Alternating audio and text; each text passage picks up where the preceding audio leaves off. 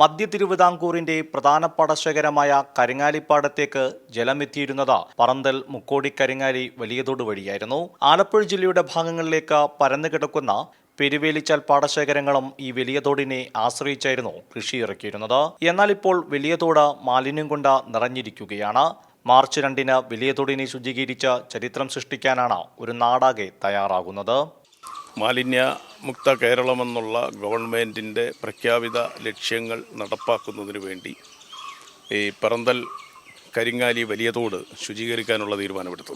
കക്ഷിരാഷ്ട്രീയ ഭേദമന്യേ എല്ലാവരും ഈ തോടിൻ്റെ ശുചീകരണവുമായി ബന്ധപ്പെട്ട് സഹകരിക്കാൻ തയ്യാറായി നിൽക്കുകയാണ്. ഡിവൈഎഫ്ഐയുടെ ജില്ലാ സെക്രട്ടറി ബി നിസാമോട് ചേരുവാണ്. നിസാമേ, നിങ്ങളുടെ ഒരു മുദ്രാവാക്യമുള്ളത് അങ്ങനെയാണ് ഇതിൻ്റെ കൈകോർക്കാൻ തെളിനീരിനായി, ഇതാണ് ഞങ്ങളുടെ മുദ്രാവാക്യം.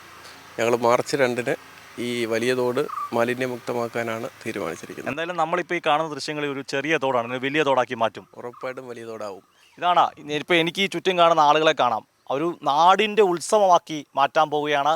അങ്ങനെ വലിയ തോടിനെ വീണ്ടും വലിയ തോടാക്കാനുള്ള ശ്രമത്തിലാണ് ഡിവൈഎഫ്ഐയും ബഹുജന പ്രസ്ഥാനങ്ങളും എല്ലാവരും തന്നെ. വലിയ തോടിനെ സമീപത്തുന്ന ക്യാമറമാൻ അഖിലേഷ് കുടുംബോടൊപ്പം സുജു ടി ബാബു, കൈരളി ന്യൂസ്.